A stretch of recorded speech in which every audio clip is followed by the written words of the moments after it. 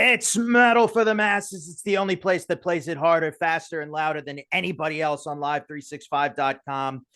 I am joined by, a very special guest. His name is Paul LaPlaca. Am I saying that That is correctly, sir? correct. And, sir, you have a very extensive repertoire here. I'm just gonna read it off from what I have. If there's any more, please let us know. You've toured with Savatage. You've with Danger Danger as a band member. You've done sound for DORO, Metal Church, and POS. You've been a tech for Living Color and Testament. You've played with ZO2 opening for Kiss in 2004. That is huge.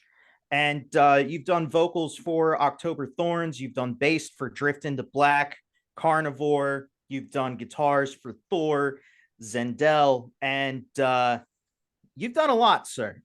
Yeah, you can add Gray Skies Fallen to the guitar. I briefly played with them.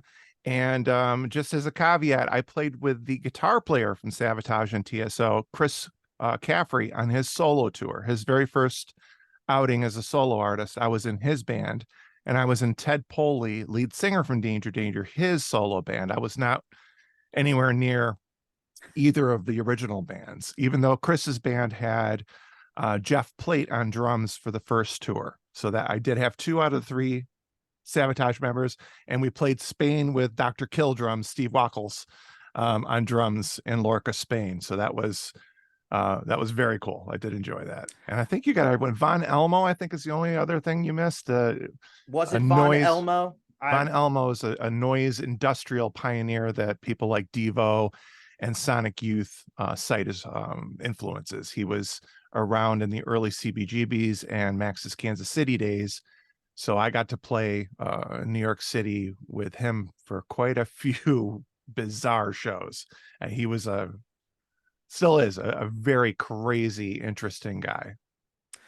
That's very interesting, sir. What a man. What a list of things to put on a resume. Just Right. to for anything you want to do. Like, sir, I am not worthy to have you here on this show, I must say.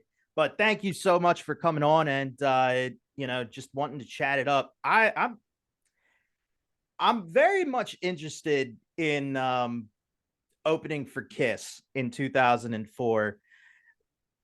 Being that Kiss already would have been pretty old in 2004.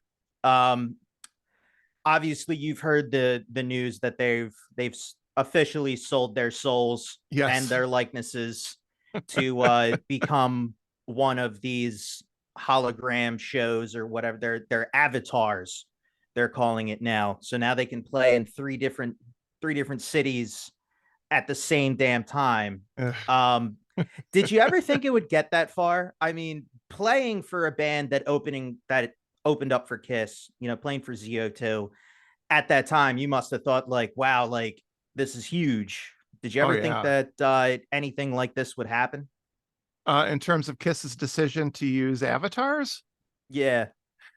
honestly, in 2004,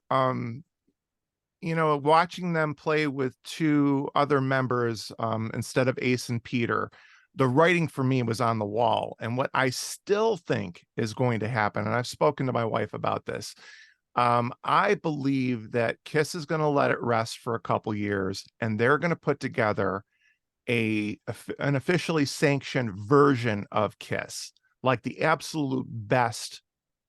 People, they might, if they were smart, I think they would do like a reality show, and they would spend a year or 2 getting a lineup together and officially say that Kiss is like a sports team, which they've said Okay. several times. And they're going to put out that production again in a couple years once the dust settles from all this. I think the avatars is a stupid move. I think it looks awful. It's dumb. But I think it would be really smart if they picked 4 new young guys in their mid-20s and guided them into the process so Kiss could continue as an entity with Right. that production and with those songs. I do believe, like, when they see Kiss is going to go on forever, if they do it right, and if they kind of guide the ship in the right direction, so when they pass, it will live on. But I think they need to have a strong hand in guiding that. And I don't know for sure if that's how it's going to happen, but everything Paul has said, paralleling Kiss to sports team, leads me to believe that that might be their intention. And it's the smartest move, I think, is to put together a new version of Kiss and say this has our stamp of approval. Because I don't think the younger fans, like, they went to see them without Ace and Peter. No one batted an eye. I think it's feasible, and I think it's something they should do. I'm in agreement with you here because when I heard that news, I was like, there's an entire generation that knows who Kiss is, and then an entire generation that kind of, in my opinion, could care less. Yeah, So them trying to go on as avatars might kill the brand, but like, bringing new people in, and maybe the sound of Kiss evolves with the times as well. I don't know, but yeah, yeah, like you said, Kiss could go on forever. yeah. I'm We're thinking we're maybe more like, speculating. It's like, oh yeah, it's like, what if? I'm thinking they should do something like when Dio died, With the and hologram? with no, I've been so against hologram shows. It's because you can't say you honest to God saw a band if it was a hologram. Yeah, You can't. It's this soulless thing that takes away from the concert experience. Because if you can just see them anywhere at the same time, like it makes the experience cheapened in a yeah, way. I'm saying more like when all of the bands did a tribute to Dio, like Metallica did the Ronnie Rising medley. You had Kill Switch Engage do Holy Diver. You had Hailstorm do Straight Through the Heart, and it was all these great tracks on one album. You could have a bunch of bands do a tribute to Kiss and, let them ride into the sunset. But I feel like the more that Kiss, I feel like more that any band tries to like keep themselves alive for too long. I mean, there's a time, and then when your time's done, I think it's time to like pass the torch. And this is something that I would like to talk about at at some point in the interview. I want to talk more about you. Uh, Sir, you have a very extensive repertoire here. Just from the message that you shot to me and a lot of the stuff that you've said in the beginning of this interview. Let's go back to the beginning. all right. Uh, you, sir, are Paul LaPlaca. You are this very talented guy who obviously can do tech, bass, guitar for all of these different bands, all of these different big names in the scene. Where did it begin? You know? Okay, for me, it's funny we're talking about Kiss. Kiss was the big thing in sixth grade. I was kind of in elementary school, a very unpopular, fat little annoying kid, and I grew up on Marvel Comics. So my escape every summer from being tortured by my classmates, being made fun of. I'd go to my grandparents for a week out of the summer, and they had a beautiful kind of sun porch upstairs enclosed by screens and trees.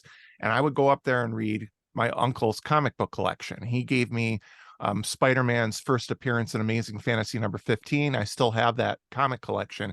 But to me, that was my absolute escape from my life. I hated my life when I was in elementary school. So when I discovered Kiss, it was like superheroes that had come to life. So I was all in on Kiss, and it just captured my imagination and the music and everything, and that made me want to be a rock star. I wanted to perform. I wanted to be in an outfit like that. I wanted to do my own makeup. All those things were percolating in sixth grade. Um, my father was a musician. He had a console organ at home. So the first thing I played was this organ. So I had my hands on keys first, and I always wanted to be a drummer, and my parents could not handle the noise. So I used to play drums on, our footstool. To Kiss Destroyer was the first album I bought along with Boston's first album. And that was me getting into it. And then from there, it was well, I can't play drums, it's too loud, and I can't have a violin, it's too expensive. There were things I wanted to do musically and couldn't. And I finally said, I want to play guitar. And my parents were like, okay, you can play guitar. And we went in the music store and I saw Les Paul, like Ace Frehley's, and I was like, that's what I want. And they're like, no, no, no, you have to start on an acoustic. So I was like, fuck, I have to do, why? I want to So be many hoops. right. I want to be a rock star, right? So I had to start on an acoustic. And of course, I tried to play it for 2 years and I hated it. I really didn't get into it. And by the time I hit 8th grade, um, I'd convinced my grandfather to talk to my dad and have him let me buy an electric guitar. And then I got a Les Paul copy. And from there, um, high school bands, talent shows, all that kind of nonsense. And when you're in young bands with your friends, when you take a break, everyone wants to play everyone else's instrument. And usually it's the drums. Everyone wants to play drums. So the guitar player and the bass player and the keyboard player, I want to play drums. So when they're playing the drums and the drummer is playing guitar, you play bass, and bass and guitar are similar enough. So I started to develop a real pleasure in all the instruments, so, and that's to my benefit in some ways, and it's to my detriment in others, where you're jack of all trades, master of none. I never really mastered the guitar the way I wanted to, because I spent time doing a lot of other things. And vocals in particular, something I wanted to be the star. I wanted to be the center of attention. So I had to work on my voice. I was not a naturally talented singer. I still am not naturally talented. It takes an enormous amount of work for me to get my voice anywhere near, presentable. So all these things are percolating. They're all going on at once. I'm in college. I'm playing in this band, playing in that band. There were guitar competitions in my college town in Fredonia. I won first place twice. 2 sets of judges went to Buffalo for the second competition, and then they made me a judge. So once I won 2 of them, they were like, that's it, you can't compete anymore. I went to Buffalo and I played in 3 or 4 of the top bands there. Moved to New York City after college in 94. And the first band I looked at, there were 2 bands I looked at the Village Voice. One was Gothic Knights. They were looking for a vocalist, and that vocalist was George Salikas from Zandelle. And I didn't know it at the time, but I got their cassette and it wasn't for me. I didn't care for it. But I got something from Monument, who became Ice Age. Yep. And Monument was friends with Dream Theater. They were thanked on second Dream Theater, when Dream and Data Unite, they were thanked. So I knew about them. I saw the ad in the paper. I'm like, whoa, these guys are tight with Dream Theater. They got to be good. So I got that cassette tape and I was like, oh man, this is way too good for me to sing for. I wasn't ready to be a vocalist for that. Right.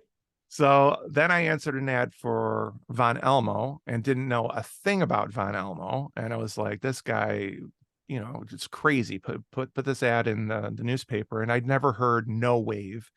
No Wave is just, it's bizarre. And it's a lot of just aggressive, skronking noise. And the guitars are just abrasive and crazy. And the sax players are like free jazz, like Ornette Coleman, just really, really challenging stuff to listen to.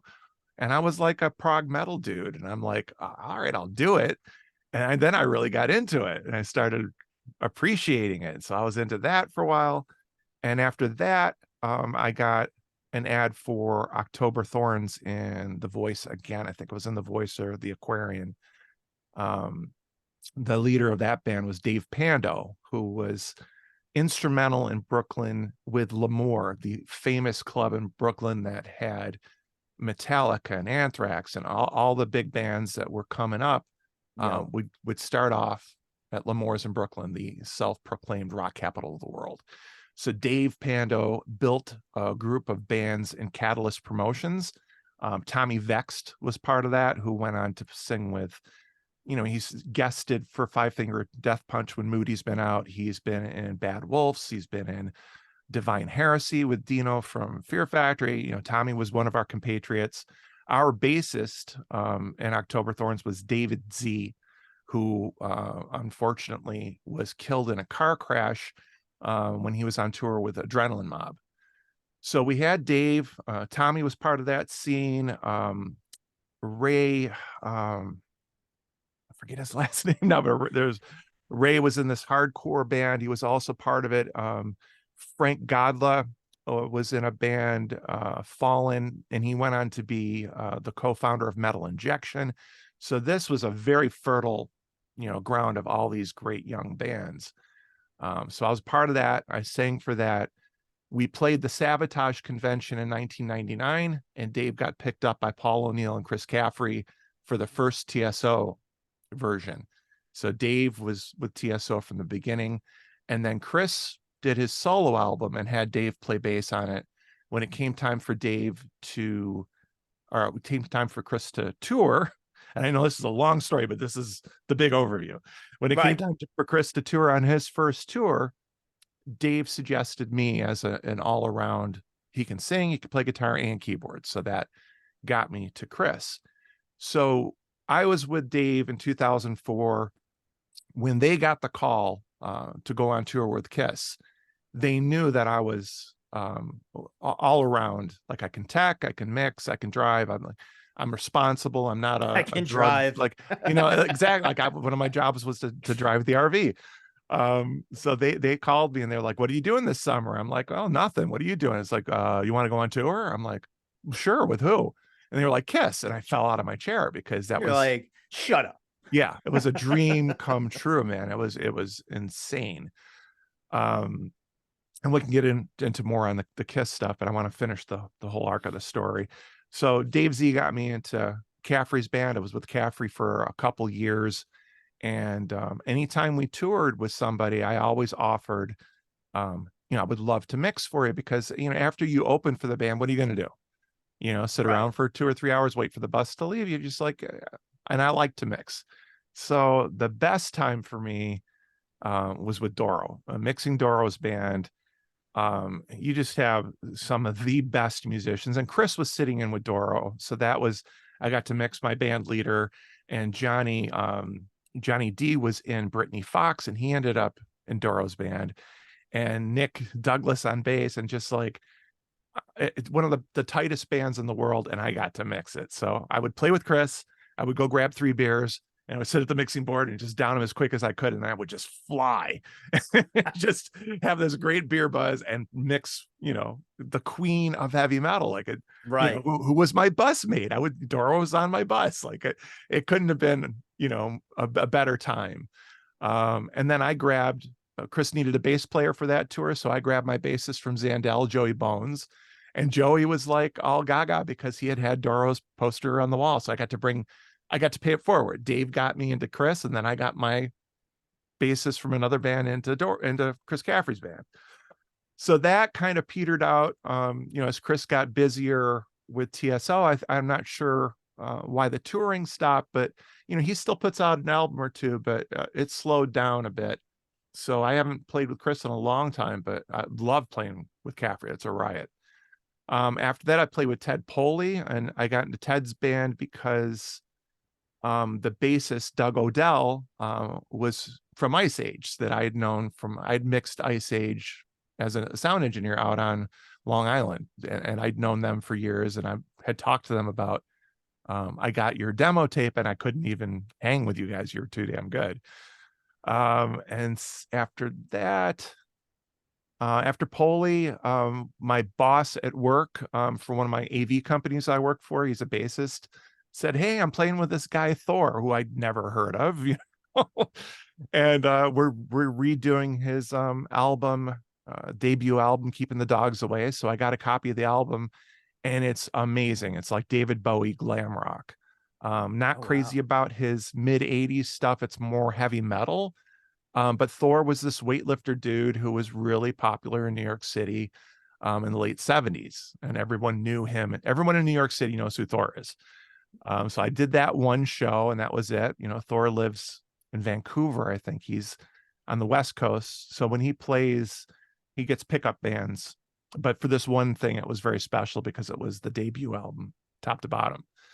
Same thing with Carnivore. Mark Piavanetti put an ad out on Craigslist. He was in the second version of Carnivore, and we did Retribution at one of these hardcore festivals at CBGB's Electric, I think. I mean, just R.I.P. like to CB's, man. right? God, And that's hitting me right in my love of the Misfits, man. oh R.I.P. to yeah. CB's, man. Well, let me tell you about the Misfits. Please don't, no. Tell So me, please tell me. when the Misfits were looking for a new singer after Glenn had split and before Michael Graves got, is that how you say his last name? Was it Graves or I forget? Graves, yep. Michael Graves got the gig. I answered an ad in The Voice, and I didn't know anything about the Misfits. Again, there's big holes in my, like, I knew the kids that would wear the denim jacket with the face, and I knew their Yep. shtick with the weird alfalfa thing in the on the front of their face.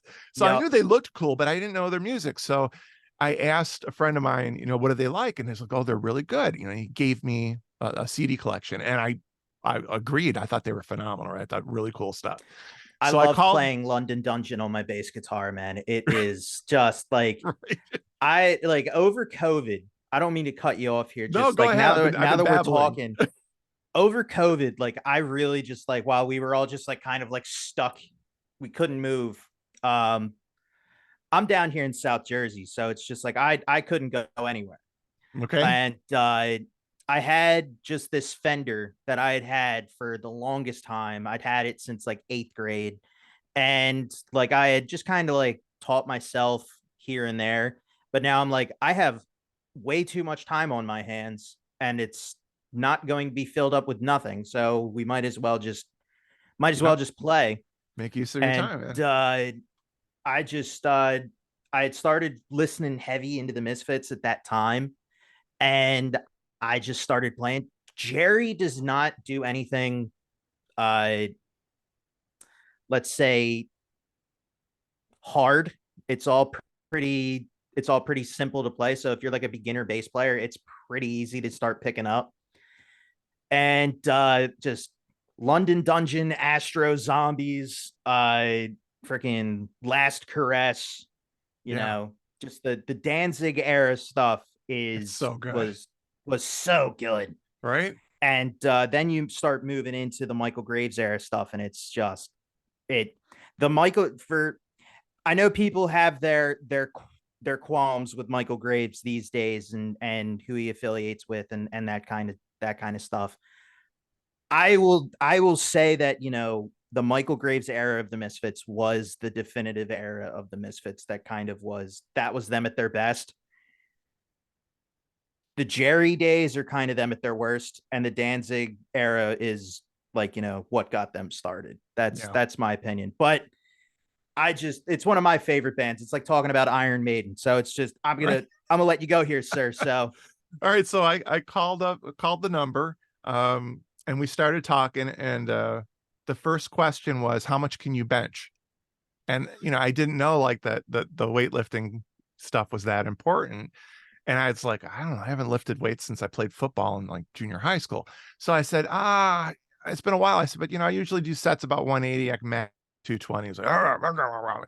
So he kept on barking questions at me and everything. It's like, all right, well, I want you to come down and audition and blah blah blah here and everything. I said, okay. I said, all right. So I got your number. I said, what's your name again? He goes, Jerry.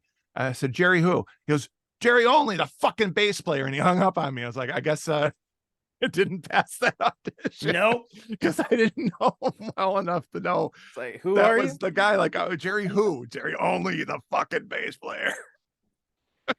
Oh man. And I hear working with him is just the worst. Yeah, he Um doesn't seem like a very pleasant guy.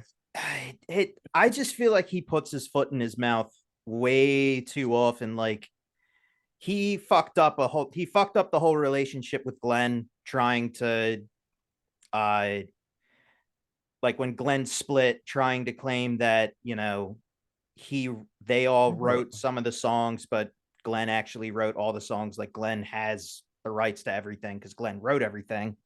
Um, and then just the kind of driving Michael Graves and their drummer Dr. Chud at the time away that kind of was the final nail in the coffin for the entire thing. Like he's the downfall to everything that's good about the Misfits. And it Yeah. just is kind of like he's a great bass player, but it's just he gets in his own way that then gets in everybody else's way. And It's that's just typical. Yeah, it's there's a been the lot of sad story yeah. just from the beginning. There's a lot of people like that in the music business that are so self-destructive and they're so ego-centered that they don't see the damage they do when they ruin these relationships. Right. All right, so let me keep on going. I'm almost done. Keep on going. So not too long after that, the Murder Junkies had an ad in the paper. And I didn't know who Gigi Allen was. So I had to go and research him. And I was like, holy shit, I don't think I want to be this guy. But I went to Merle, his brother's apartment, and the guitar player. And this was in the early days. And can I curse online? Like I know I've dropped an F Fuck bomb. yeah, dude. All We're right. not sanctioned by the FCC. This is awful. The story I'm going to tell you. So I'm in Merle's apartment, and Merle had a little Hitler mustache, and he had some weird memorabilia on the walls. And it was early Some days of the questionable internet. takes. The questionable stuff was, it's kind of like Lemmy with the uniforms and memorabilia, where you're like, are you a Nazi or do you just like the fashion? I don't know. But it was unsettling. And they showed me pictures from like murder scenes. There was one in particular where this woman and her boyfriend had murdered her husband, cut his dick off, and shoved it in his mouth. Ugh. Now that's darkly kind of funny, so In a I kind of, way. in a way, like in a way, but it's when you see it, look, when you hear about it, it's like, oh, that's awful. And you laugh if you have a dark sense of humor like I do. But when you Like see it and you in one of see those like cheesy like fucking horror movies, like you just expect them to say at the end of that murder, eat a dick, and right, just like yeah. So they showed me all these awful murder scene photos to get my reaction, and I kind of held it together, but I was really disturbed. And then they showed me their lyrics, and one of them was, "Your maggot-filled cunt calls out to me in the night. You didn't want me when you were alive. Now that you're dead, I'm gonna have my fill. Post-mortem baby." And it was this necrophiliac song. And I yeah. nodded and I said, let me take these home. I'm gonna take a look at these and I'll get back to you. And I ran as fast as I could because there was no way I was gonna sing those lyrics. Oh man, you would love the band Blitzkid. You would love who is it? Darn, I can't remember their name, but all they do Anal all this blast. no, not Anal Blast. Church of Misery. Sorry. All right. All they do is sing about like all their songs. It's kind of like Cannibal Corpse, Right. how I they're was just gonna say, not in sound wise, but like kind of just how Cannibal Corpse just sings about like blood and guts and just right. just disgusting vile shit.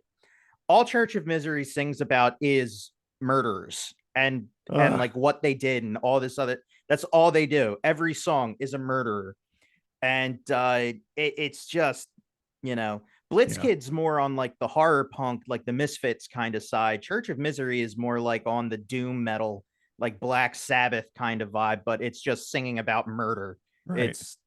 It's just you'd love that stuff if you love them, but I don't. All right, I'm almost done. So talking about Anal Blast, the lead's Anal Blast, I think. The lead singer, Don Decker, if you remember him, our nickname for him was Gossamer, the big red hairy monster from Bugs Bunny. Yep. So the first New Jersey Metal Fest I went to and played with October Thorns, the first band I was ever a singer in. I saw over 100 bands, and one of the bands, besides like Riot and Hypocrisy, there were so many great bands that first year. Gray Skies Fallen, a New York City band that I just fell in love with. Don had signed them to Nightmare Records, and that was their debut performance and album, I think, at that show. So I really dug them. Over the years, we became friends, and I ended up playing bass for them on a couple songs on an album, played guitar for a gig at L'Amour's, and then I left the band after about a year. But the keyboard player, Craig Rossi, left as well, and formed a band called Drift into Black. And he called me to be the bassist. So we're on our 5th album. And it's going to be mixed by Dan Swano coming up in about maybe 3 months. We should have that done. And then I'm working on my first solo album called Critical Consciousness. That's the name of the project. And that's, I think, everything I've ever done. That's a list, sir. We're here. Woo! I think I we're worked up a about sweat telling that story. Half an hour past the start time. All right. A lot of stuff. That's so much. Yeah. Wow. And you've hit like so many like bands that like I know and that I'm like, wow, like if only like look, like if I could be around in the time where the Misfits were looking for a lead singer and I was just able to just say, I got to talk to Jerry only on the phone. Like, right. It's fucking awesome. But I think it worked out because I didn't know anything. I was like, I was like a Rush fan. I was into Genesis. Right. I still liked the punk stuff. I love the Ramones. I love the Sex Pistols, but there's big gaps. I didn't even know who Savatage was outside of the big single Edge of Thorns. So when I got the call to play with Chris, I was nonplussed. Like I was just like, whatever. Like I didn't really, right. I got the call for Thor. I'm like, well, Von Elmo. Like I didn't care. Like, I mean, I was never starstruck around the people that I worked with. I was always professional and utilitarian and ready to go. It never dawned on me until years later when my friends would be like, you got to play Sirens with Chris and Dr. Killdrums in Spain in front of like 3,000 people. And I'm like, yeah, that was pretty cool. It doesn't catch up with you until years later. Oh yeah, I did good. Right. It's some crazy stuff. I also saw Metal Church in there Yes. in some of the stuff that you talked about. The only time that I've seen Metal Church, and this is going back maybe like to 2016. Okay. So I'm wondering if maybe you were here during that time. I was not. Ah, darn, No, because they went on tour with Butcher Babies, Monomorph, and Megadeth. That was with Mike Howe coming back, right? I think it was. Yeah. I was with Ronnie Monroe. Okay. Yeah, those were it was like a year or two. I think we did a couple short tours. Gotcha. But Because I was didn't like, get to how meet cool Mike. would it have been? How cool would it have been if it was just like, here I am with like 4 of my other friends at the time, just sitting in a stadium, and it's just like now I'm sitting here interviewing somebody who's actually that. Like, I was like, oh, the full circle coincidence, but that's it's all close. Right. It's close. I can say that I wasn't as much wowed by Metal Church. I mean, I know like people love them, and it's a shame about the guy that died. Yeah. Like Mike. Oh. Mike, yeah, what was it, like a year, 2 years ago he died? Within 2 years. I remember when he passed, it was heartbreaking, but I didn't get a chance to meet him. Like I got to hang out with Kurt, the band leader, quite a bit. The bassist Steve Unger. Kirk Harrington was still playing drums at the time. Kirk was very ill with diabetes. Yeah. And it was a rough thing for him to go on tour because his body was shutting down. So he made it through that. And then they picked up Jeff Plate from Chris's band to play with them for a while. And then they got Stet Howland, who was incredible. I got to work with him on one of the songs I did for CC Banana's tribute album. I had Stet play drums on one of the songs I produced. But yeah, that was a fun band to be around. They were all good guys. Very funny. And they looked like they very much enjoyed, being on stage and just like they like bouncing around all this stuff. Like they enjoyed what they did. And absolutely. That's definitely, a lot. They were a lot better than seeing, like, as much as I love Megadeth songs, it's a lot better than seeing Dave stand in one spot the entire show and just play guitar. Dude, I love Dave's voice, and I love what he's brought to the history of metal. I think he's phenomenal, but every time I've seen them live compared to their videos, I'm like, what happened? Like Yeah. He's all he does is look at his hand, and his voice is nowhere near as ferocious as it is on the recordings. Like he's just kind of half doing it, and I'm like, I would never go to I've see them smoked live. too many packs of Yeah, cigarettes. ugh, I would never pay to see them again. That's the Heartbreaking. only time I have seen them.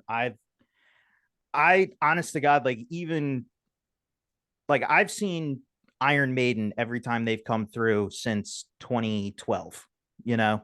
Yeah, And even like I just saw Legacy of the Beast when they just came through the most recent time. And I'll tell you, even them, for them being as old as they are, they're still moving and bouncing around more than yeah. Dave, you Bruce know? is a force of nature. There's no, I His can't new think of any. Iggy Pop is the only other guy I can think of that still has that stage energy.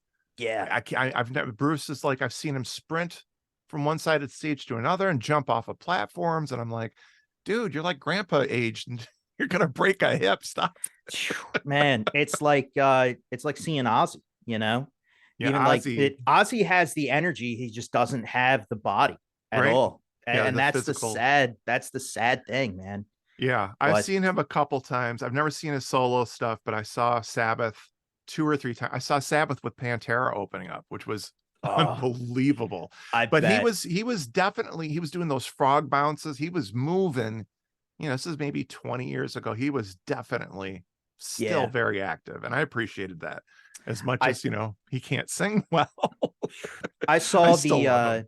I saw that this is the end. I what is it? This is the end for Black Sabbath. Was that the Um 13 tour the with 13, Puffy? yeah, Was 13. Puffy playing drums from It Faith was No More? it was Ozzy's drummer. Was I forget who his name is. Conflatos? I I forget. did maybe because Yeah. I know that Bill Ward decided to be a douchebag and not not come back. Yeah, I think they were stiffing him on the money or something. Something bad had happened. I can't remember. I don't know. I Yeah. just it still rubs me the wrong way when he refused to come back and play with the tour, but then came back, I want to say a year ago, and said that he's willing to make new music but not tour. I'm like, well then what the fuck are we doing here? Right. Um Yeah, it's hard. it is. Moving on here, I have kind of a couple things that I'd like to ask somebody like you who has such an extensive knowledge of, or extensive experience of the scene, what do you think of the scene now as opposed to how it was back then? Like, I don't want to say back in your day. That makes you sound like a Right? crusty old man. But I am. Um, it, I mean, I'm trying to be polite. It's just you're not a crusty old man, not yet. But being that like, you got to grow up with all of these like superstar names, like, you got to grow up with Kiss, you got to grow up with Ozzy, you got to grow up through, Metallica kind of making a name for themselves. You got to grow up with Metal Church and Doro and you know Yeah. maybe even getting to talk to Jerry only on the phone, but not actually getting to be a part of the Misfits. But the Misfits were still a thing back then. Being able to grow up and CBGBs was still CBGBs. Yeah. What is your opinion of the scene now as opposed to how it was back then? Well, there's a couple different eras or time periods that, I can break my life into. So when I was growing up, music, um, pre MTV, 3 channels on television was, how I grew up until I got to high school, and cable television, and, MTV exploded my senior year of high school. Drinking age was 18. My local scene was Buffalo, New York. So we had Talus with Billy Sheehan, the Goo Goo Dolls, 10,000 Maniacs are from my hometown. Um, so all of this stuff was happening, and there was a vibrancy and CBGBs at that time.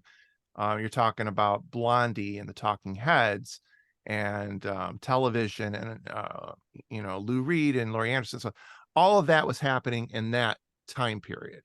So I grew up thinking that was possible for me. And then when I graduated high school, drinking age went from 18 to 19, and the band that I was in went from making $50 a person to making zero. We were playing in a Grateful Dead cover band with two of my college professors. And then the drinking age went up to 21, and I moved to Buffalo, and instead of walking into Buffalo and having this vibrant scene where you could make $2,000 a night as a band, and you had all these beautiful young women from 18 to 21, now the drinking age is 21, and the bars start closing, and the money starts going away. So I was there for a little while, and it was fun, but it was definitely at the tail end of that era. So that kind of shit the bed. Same time period, you're talking about media relaxation rules, where Colin Powell's son was head of the FCC, and he was friends with people in the Republican Party, and somebody paid somebody off, and somehow we went from the rules being, as a media company, you couldn't own television, newspaper, and radio in the same market, because they wanted that diversity, which helped make the news more, local centered and more diverse, and it kept the corruption out. So when that got relaxed, and you started getting more and more and more radio stations and TV and newspapers under one roof, what gets presented can be swayed. And I hate to be conspiracy theorist minded about it, but the problem is, if you drive from New York City to California right now, every radio station you hear, except for the coastal elite stations, which will have a little bit more variety, it's the same 10 songs all the way across the country. And I experienced that.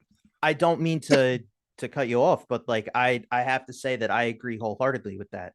Yeah, I went to college for RTF, radio, television, and film, me too. and and Communications, same thing. and the thing that I've noticed, like I've interned at I want to say it's a coastal station here here in New Jersey, but it's like up north a little bit. It's called the Rat, and I know the Rat. are okay. So Yep.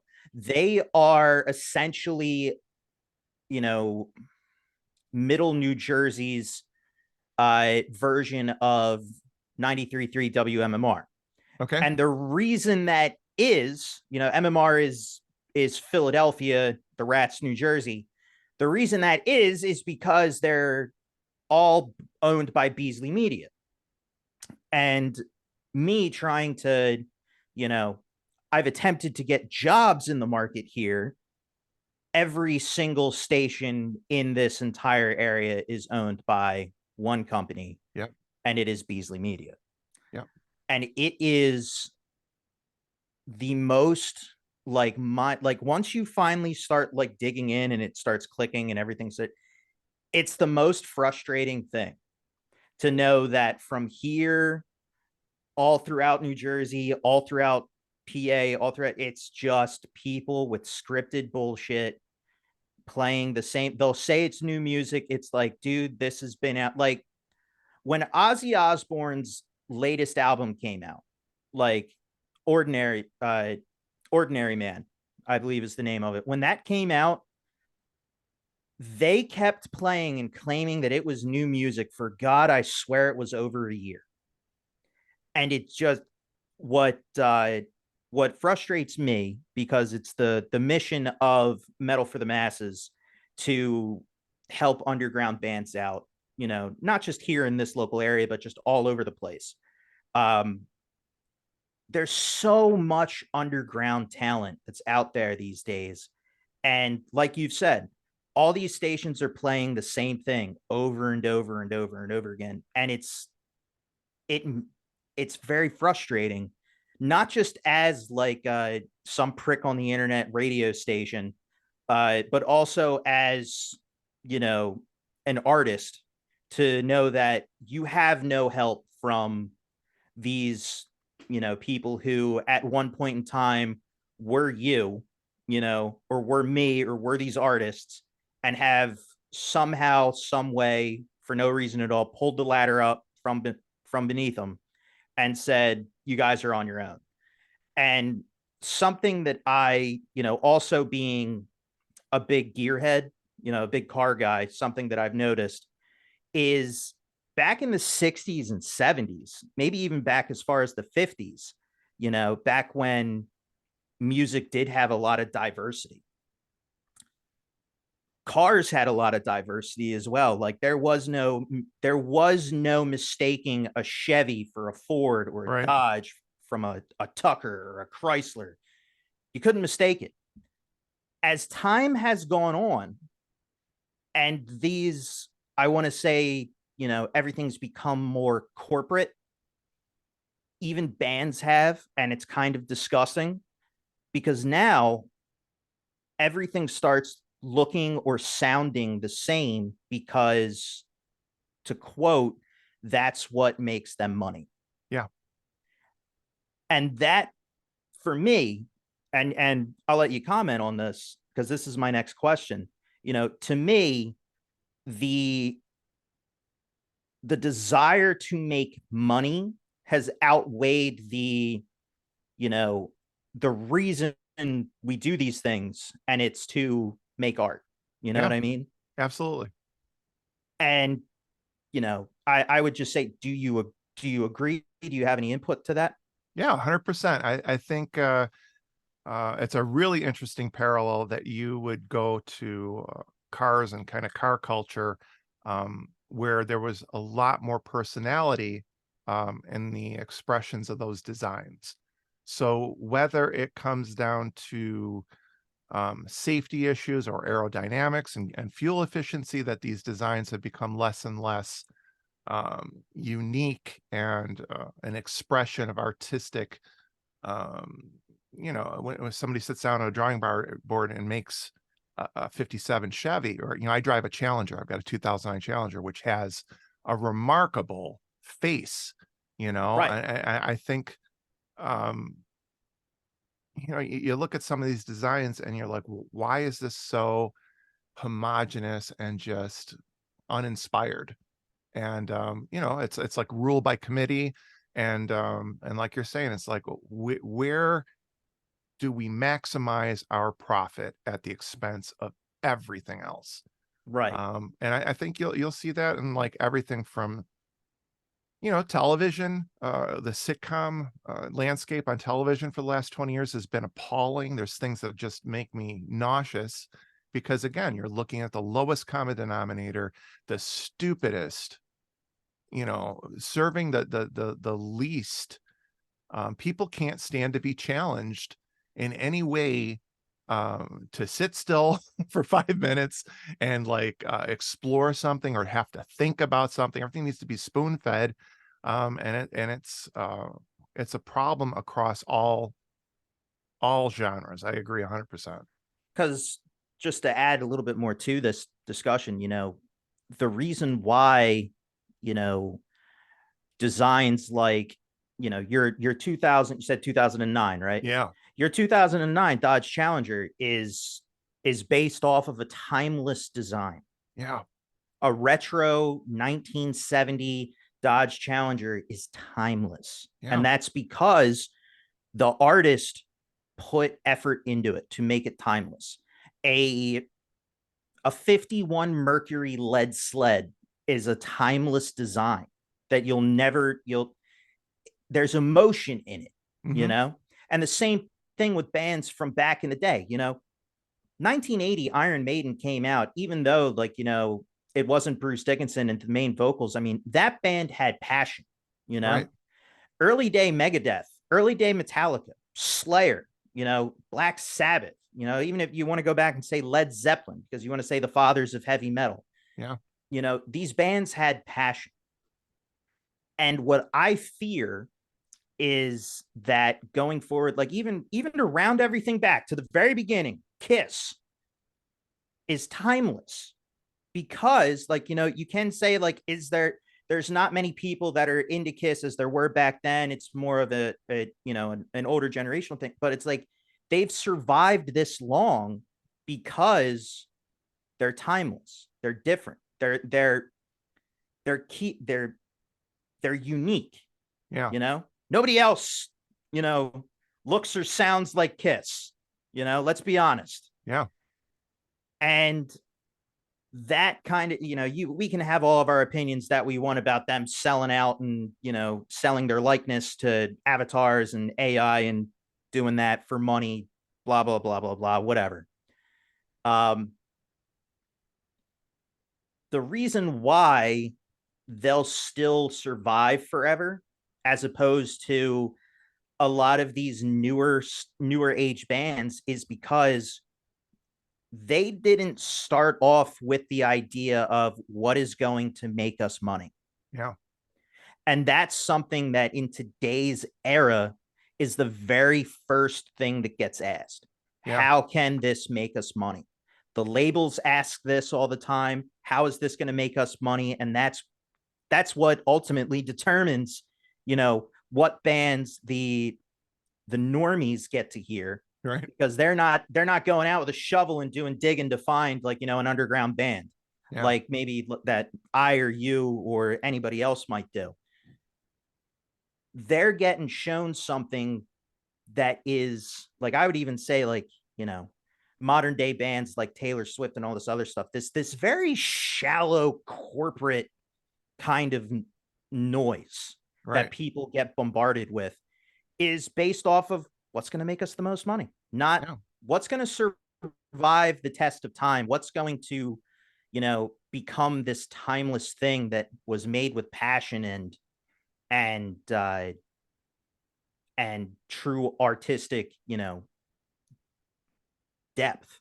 Yeah. I feel like a lot of bands just don't have that these days because the mainstream at large has made it so, your main, I guess, goal is to make money. Yeah. And that's kind of hollowed and shallowed out the music scene at large. And so that's my opinion of it, at least. I don't know what yours might be, but it sounds like you and I might have the same. Very similar. Yeah. Same I think, take. I've had this discussion with so many people, and, my son's 14 now. So I've been trying to talk to him. He's expressed an interest in photography. So I've tried to talk to him about, what constitutes art. And it really frustrates me so many times when you hear some musicians and bands call themselves artists. And I'm like, not to be a snob about it, but I'm like, very few and far between am I going to call a band an artist or that they create art. So what is art? For me, and I'm telling my kid, like, when you're looking at something, art is a way to express something that you can't express verbally. And it usually has to do something that's deeply personal, it's emotional, or it's an idea, it's a complex idea that you can't put into words. It's it might be political, it might be, there's a million different things that you want to express. So it becomes art when you put that into a sculpture, a painting, a photograph, a piece of music, when it transcends language, because language is very blunt and direct. So if I can tell you, I feel this way about something that's deeply personal, that's a conversation and it's fine. It's not art, right? So for me, art has to have these elements. It has to be a way of communicating emotion, ideas, complexity, and do it in a way that allows space for the recipient to participate. So you can't present something 100% bluntly, directly, most of the time for art, because then you're just force feeding it to somebody and it's obnoxious. So if I want to express something about a deeply personal issue, I will write in a poetic language that gives you room to bring your own interpretation into it. So for me, that's art. And that means there's a relationship between the transmitter and the receiver, and all these things have to come together.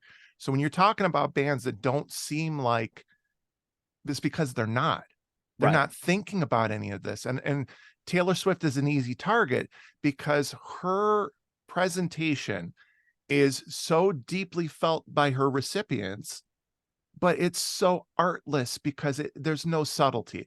Everything she talks about from her, everything is a relationship breakup. It's like everyone has breakups, everyone has heartbreak, I but mean, and of it's course just so that relates boring. to like a 13, 14 Of year old course. child, Yeah, you it's know. not for us. And I would never take away from somebody who feels a 14-year-old girl is going to feel that in a way I can never understand Right. because I've never been a 14-year-old girl. But I understand it's not for me. So I'm not going to I would say criticize her, but it's like it's not art to me. It doesn't. so so instead of Taylor Swift, I have a better, I rag on Taylor Swift a lot. Trust me. It's easy. It's very easy, and I will gladly stand alone against Swifties. Yeah. It's very much like a thing that and it is easy. It's low hanging fruit. Um, to be a little bit deeper, uh, metalcore, Oof. the genre as a whole. It, Anything with I, core is a problem for me. okay, so metalcore, a genre as a whole, that I would have to say is a genre that, yes, even in the metal world, it's the redheaded stepchild. Um, at least from what I have been able to tell. But it's also ragged on for good reason a lot. A lot of artists in metalcore all sound the same. Yeah. And that's the going back to what you're saying, the term artist, and it's something, artist of the year, the artist awards, artists on iTunes or artists on Spotify or Right. artists, it's such a term that's thrown out so many times that you've almost become numb to what an artist is, Yeah. An artist is Absolutely. not just anybody that you can't pick up a paintbrush and say, I'm an artist. You can't pick up an instrument and say, I'm an artist. It's something that has to be earned, not, you can't call yourself that. Right. It's not a title that you give yourself. It's something that is given to you by someone else. Yes. And there's no specific person that you're given that to.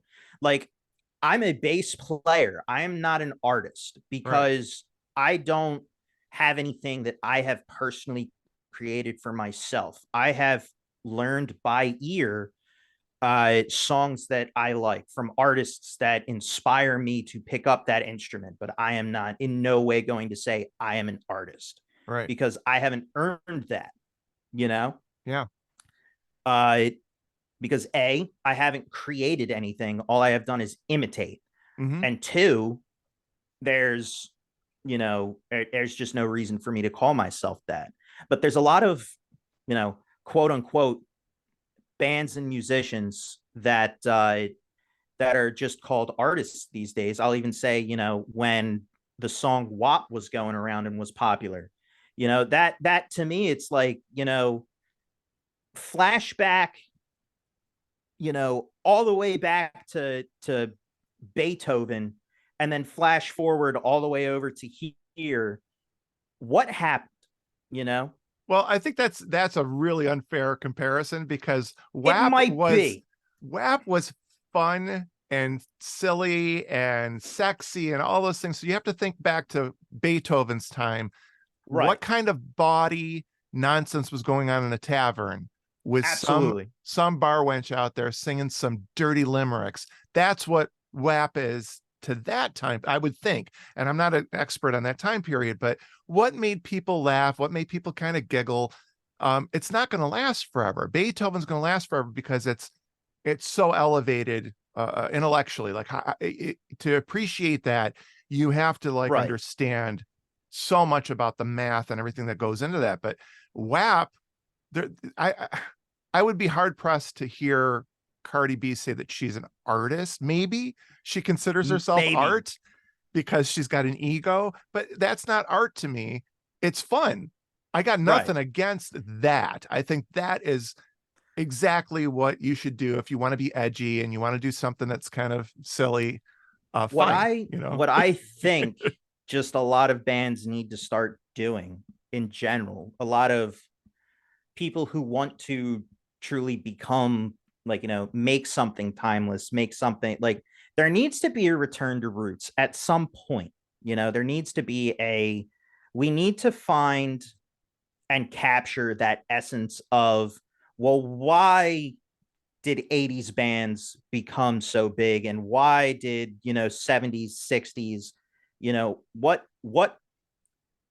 what were they doing different from today? Because today you just have a lot of bands, that all sound the same, that all want to, become profitable, that all had, I think streaming platforms have a lot to do with it. I think that, Spotify is the worst of all of them, especially with the new rules that they're rolling out for 2024 and all of the massive layoffs that they did just before Christmas. Their CEO can definitely eat a dick. Whole I bag, a whole I bag of them. a whole satchel of Richards is what he can consume. I I just yeah, I have my philosophy on all that, and we were talking about it in terms of the media relaxation rules and the landscape of FM radio, because that's where we had our most fertile musical ground up until the 80s. So I think a big part of that is when things got homogenized and became monopolized, and it's still happening, and the record labels themselves are shrinking. We used to have 10, 12, 7, like it keeps on getting smaller. The less diversity you have in terms of ownership of record labels, ownership of media companies, ownership of radio stations, the more homogenous everything's going to be. So right. when that happened, let's take a look at symphonic music. There were pendulum swings, and so you went from highly complex music, highly challenging music, on one end of the spectrum, and people would get tired of that, and then it would swing down towards more less complicated romantic. So you're going from these back and forth, and the same thing happened in pop music, where in the 70s you had things art rock, and you had Pink Floyd and Genesis, and some of these bands that were extremely popular, like in Europe, like Genesis, at their height of progressiveness and challenging, interesting music. You would go this one direction, and then the punk rockers in England were like, I don't want to I don't want to have to play that to express what I want to express, which is I'm angry. There's no future. There's no jobs for me. Our government sucks. I want to play 3 chords and I want to scream this out. So And it's a pendulum back and forth. What's interesting is something that I was trying to get to, is we need to go back to what, like you said, a less diverse ownership of what people are being exposed to. Exactly. A The algorithmic kind of grasp that I want to say that the modern age has had on not just music, but on all All things, of it. Yeah. it needs to be dialed back, because these algorithms, like, even, on what people are being exposed to as, maybe YouTube or uh, anything, Spotify or anything else, is like, you're only being exposed to something based on the dictates of an artificial intelligence. Yeah. You're not being presented something that, it's like, you might enjoy this, so I'm just going to feed you this. And that's going to force a way of thinking to you. Right. But somebody else, it's not. And there's never going to be this crossing over of ideals or anything else, because this thing is keeping everybody fed on specifically just what they want. And Right. that's keeping a lot of things in bubbles. And I don't mean to get, kind of, off the rails saying this kind of stuff. No, I think it's totally But, valid. you know, to lead it back to, I talked a little bit in the beginning about, the automotive industry. You had too many people looking at, well, what sells, station wagons were very popular in the 70s, and then all of a sudden in the modern day, they're gone, and there's a plethora of crossovers that are like, look at all the space this crossover has. I'm like, well, why can't we have a station wagon that has all that space and more? You Right. know, what was the, why don't people want to buy station wagons? Why don't people want to buy this? Why do they only sell certain things in America and they sell certain things overseas? They have these weird, they do these these graphs, like these things that they have people like, do you like this? And they take this very small capture of people's opinions and throw it out on mass that this Right. is what people want. Yep. And it's not just affected the automotive industry, where you see this almost nameless, formless thing where every vehicle looks the same, but it's happened in the music world as well, where now you also have this nameless, formless thing where all it does is spit out. It's like, here's a band with a new name, but it's like, Same sound. it's same sound as, Yeah. wow, they sound just like so and so, or wow, they sound a lot like so and so. Very few times, like even me doing this show and interviewing newer artists, very few times am I genuinely like, you guys don't sound like anything I've ever heard before. Right. You know, that's because a lot of guys are, you can be influenced by like say Motorhead, or influenced by Def Leppard, or influenced by Judas Priest and this stuff, and you can be influenced by them, but then you end up almost regurgitating that sound, which also Right. leads back to our conversation on artists. Are these people artists, or are they regurgitating something?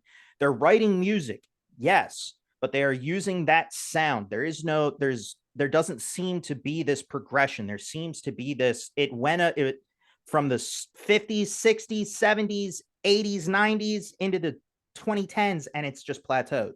Mm-hmm. There just doesn't seem to be this continuous progression.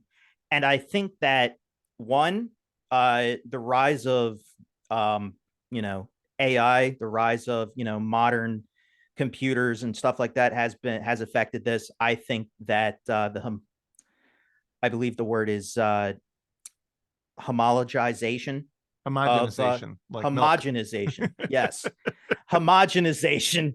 Sorry, I English very well. The that of the scene has really affected it a lot, and there doesn't seem to be this kind of anti-conformity that there was, from 60s, 70s, and 80s. Yeah. That spirit seems to be gone, and it was still around in the 90s, but it seemed to be, going away. Like the biggest example is Rage Against the Machine seems to be very much raging on with the machine these days. Like, it's very strange to see how they went from anti-government to put on your damn masks, Yeah. It's very strange to see that kind of total flip. And I think it's just there needs to be this, you know, almost return to roots, and also mix in a little bit of punkish attitude with it, Right. And Yeah. I'm not saying you have to be, everybody just needs to be anti everything, but it's just like, just don't stop conforming Yep. to what they want you to do, because all it is it's disserving you. It's disserving, the industry as a whole. And what I fear the most is there's not really, especially with the rise of AI, which is now just fake artists. Anybody who can work a laptop can now just make a fake thing, have them sing whatever they want with whatever voice they want. And now that's going to start getting popular. That's the thing. Actual physical artists are going to start going away, Yeah. which is, that's the terrifying part. That's what I fear the most. And if they just don't I'm going to sound like, a workers of the world unite here. Like, if artists don't start actually, stop bickering amongst themselves, or, uh, just saying, whatever, I'm going to do what I want, I feel like not many artists are actually trying to fight back against what is happening. or at least making a parallel, almost parallel music economy, you Yeah. know, I think for actual people to get to. for me, like, picking up on the thread of, the demise of FM radio, it's the stopping of the pendulum swing for me that is the biggest problem. Right. So the last movement I saw in popular music was, hair metal of the 80s. And just like punks against art rock, grunge came out and was like the other, like Kurt Cobain, 3-chord rock and roll, deceptively simple. I mean, you listen to the first Sex Pistols album, it's very well constructed. It's almost pop music in a way. It's a great album. Never mind the box is brilliant, but people say, "Oh, punk, it sucks." It's this. That. It's like, no, those guys, it's solid. It's straight up right on this before computers. Solid. Same thing with Nirvana. That album, Nevermind, solid. So you can complain all you want if you're a hair metal guy that grunge killed it. Grunge didn't kill anything. The pendulum swung because it got so bloated. And so you had metal in the 80s that was very impressive. You had your Yngwie Malmsteens and Dokken and some really technical stuff going on. And then it gets pushed to Cinderella and Poison and things where And Great White, right, yeah. So it got more and more image based. And that's the beauty of it. It's like you have to let that pendulum swing. right. And you have to let DJs have some autonomy. How many hits that changed the course of that pendulum came from somebody saying, I'm going to play the B side. I'm bored tonight. And somebody caused a hit to happen somewhere in the Midwest, somewhere in Florida, that B side of a 45, they had the choice to play that. So Right. DJs used to have some autonomy. They could express themselves through their choices. Now, when you listen to DJs, and not to, I'm a DJ too, but you listen to these assholes on the radio and they're desperate to express their personality. And they just talk and talk and talk instead of playing music because they don't get to choose their music anymore. So I'm listening to Sirius Radio. I'm listening to Alan Hunter. And it's the same songs they've been playing for 40, 50 years. And then they talk for 45 minutes about nothing. Nothing. So no one wants to listen to DJs because they don't talk about anything Nothing interesting. worthwhile. Right. Nothing worthwhile. Going back to what I was talking about earlier, how the Rat and MMR, they're Yeah. both owned by Beasley Media. And it's just, if you listen to the two side by side and you have, one of their personalities on at a single time and the same personality of the opposite station on at the very same time, it's very scripted. It's almost like listening to the same person, because that's the mothership. Like, what do we want people to listen to? What does this need to sound like? Our rock stations need to sound like this. Our, oldies stations need to sound like this. And there's no, as you stated, there's no autonomy. There's nothing that makes that station any more interesting than any other station, because they've taken away the autonomy. And the same way with how you're talking about pendulum swings. The pendulum has been stuck since 1989. 1989, maybe 1999, maybe even you had those, pop punk artists in the early name one popular music movement post grunge. Name a post-grunge. style of music that isn't a subgenre of metal that was Right. something interesting. Nothing has happened that I know of. Like, I'm an old man, but grunge was the last named genre of music, and it's like, what have we had in the last 30 years? Nothing. Right. I mean, like, yeah. I mean, something that's not a subgenre. Yes. Nothing. We have Nothing. Gent is relatively unusual and different, but that's not a black and popular roll movement. Black and roll, which is, blackened rock and roll, like a black metal rock and roll. It's interesting. I've interviewed a couple bands that are black and roll. Melodic black metal is kind of like Cookie Monster with cellos and violins. I love that stuff, but it's not a popular movement. It's not over here. It's that in Europe, maybe. In Europe, that stuff's, they eat that up. But again, like, going back to, like, what you're saying. Yes, I can't answer that question, because either A, I don't know of one, but B, it also, doesn't seem like there has been anything that has happened, because Yeah. I would dare say, because the corporatization of the scene, not just metal, not just rock, of music and everything else, has forcefully tied down that pendulum from being able to freely go back and forth. Yeah. And so there has just been for decades a stagnatization of just progress, not Yeah. just in the music scene, but as a whole, you Yeah. know? I agree. It's this desperate bid for control and, stabilizing what they want to happen. And this, we're not going to let it, I even said, it seems like a lot of these artists and a lot of these, uh, upper, these higher named individuals have pulled the ladder up from underneath them, and it kind of just leaves everybody else underneath to be Right. like, well, what the fuck, how are we going to Yeah. do How do I this? get up? I just read an article on metal injection, a day ago, about how business execs want to get rid of physical media because it contributes to pollution.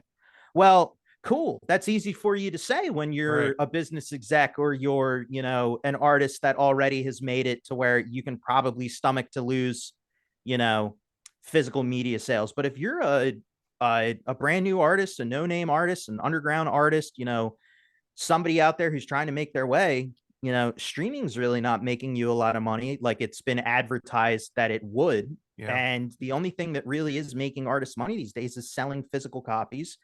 uh the the resurgence of LPs And cassettes. has and cassettes, that's been something that's been making people money, and just selling merchandise. But if you take that away, you're it almost seems like somebody is trying to kill off this stuff purposefully to hurt these artists, or it's because people are still desperately trying to stop this pendulum from swinging, because they know that they'll lose money, Yeah. or they'll lose their control, their hold, their power over what has been going on. So you know what? I'm glad we got to talk about this. Yeah. That's something that, it's an interesting, when you word it like that, it's an interesting point of view, because it is something that I've been harping on for a very long time here on Metal for the Masses, but I've never harped on it that way. Mm-hmm. So bringing that kind of a perspective to it, definitely, I very much appreciate that. That's a very good point of view. And I'm seeing all around on your background here, you got I Am 0 Degrees with Paul LaPlaca, and then Critical Consciousness. I'm assuming you've said that you're also a DJ. Are Yes. these your creations here? Yes. 6 Degrees with Paul LaPlaca is a radio program that I started in 2017 on Rich Embury's Pure Rock Radio. And he gave me a lot of mentoring and got me started. And I use the 6 degrees of separation concept to guide the programming of the music I play. So if I play something, for the most part, I have to be able to connect to them from somebody I played with, and they've played with somebody who's played with some level of that connection. The only time I went beyond that was Larry Fast, the keyboard player from Peter Gabriel's band, who I'm a massive fan of. I had a chance to interview him and I didn't give a shit. I was like, I don't care. I'm not connected to him in any way. I mean, I suppose I could have researched it and shoehorned something in there, but I was like, doesn't fit the format of the show, but that's generally it. And then I'll do an hour of music with an hour interview myself with people. I just did Billy Sheehan. I did Doug Odell from Ice Age. They have a new album out. I did Rick Habib from Gray Skies Fallen. And I've got Jeff Plate coming up for a Christmas episode. So that's all my radio stuff.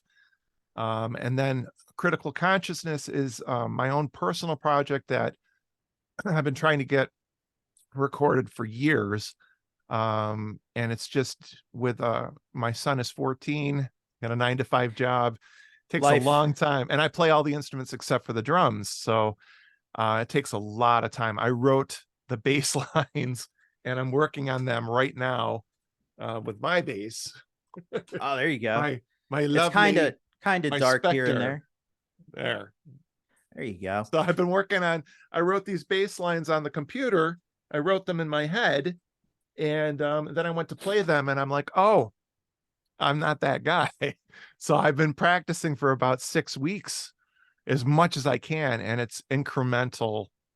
Every day I get a little bit faster on the BPMs, but I'm still 30% short of where I need to be. But it's coming up. It's coming up soon, but it just takes a long time. Everything takes time. I've just been able to figure out a way to do triplets this year. So I Nice. mean, it's everything takes time, and you just got to keep putting effort into it. Yep. So is there any kind of social media that we can find I am 0 degrees and critical consciousness on Yes. for people to go follow you and support what you're doing? Yep.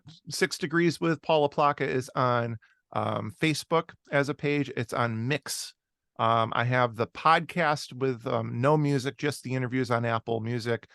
Critical Consciousness is on Facebook, but isn't really active yet because I don't have a recording to show yet. Drift into Black is on Spotify, all over the place. Gray Skies Fallen is all over the place. We have our 5th album with Drift into Black that is going to be out mixed in December, I hope. Dan Swano, the famous engineer, was taking care of that one. All that stuff is out there and ready to go. Awesome. Paul, dude, this has been a great interview, and I very much want to thank you. I'll say it again. I said in the beginning, I'm not worthy to be in your presence right now. It's great to have you here on Metal for the Masses and pick your brain, listen to your stories, where you started, how you got to where it is, to what you're doing now. It's a very great, inspiring story that I hope inspires other people to continue doing what they're doing, and maybe one day they'll be where you are now. Well, then they're going to be disappointed and unhappy that they didn't make it further than they did. And poor. And poor and frustrated. Right. But no, I'm very happy. Things are, I wish I had been able to make a living doing this, but I've had a really fun life. And I look back on all the things I've done, and I'm very happy. And kind of just to tie everything that we've been talking about together. We make the joke, you'll be poor, or you wish that you'd be able to make a living off of this stuff, but you've had a lot of fun doing it. That's the thing. Yeah.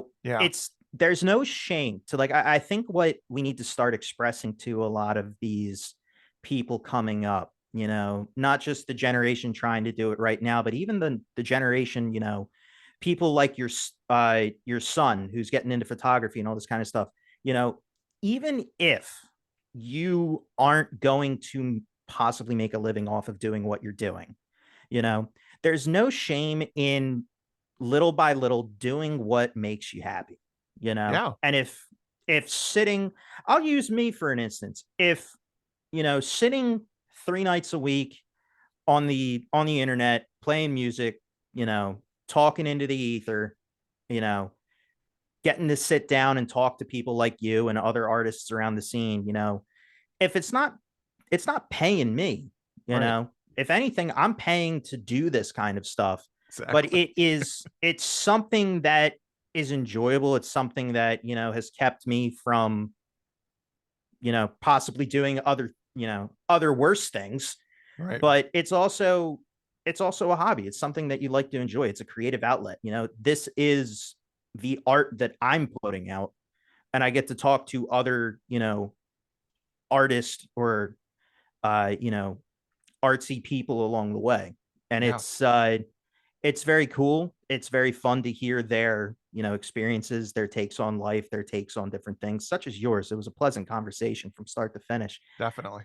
And I hope that many people get to hear this, and I'm hoping a lot of people get to hear this. And I hope that they at least take that from this entire conversation. But yeah, sir, thank you so much for joining me here on Metal for the Masses. Hopefully we can have you again here someday. absolutely. I've got stories from the Kiss tour that you would love to hear. We can do a Kiss episode and focus on one thing. One thing. Oh boy, wouldn't that be something to not ADHD through the whole thing, right? Yep. Thank you But so much for having me. It was a real pleasure. I appreciate it. absolutely, sir. It's the pleasure is all mine. The honor is all mine. Thank you so much for taking time and coming in humbling Metal for the Masses presence with everything that you've had to say today. Thank you very much.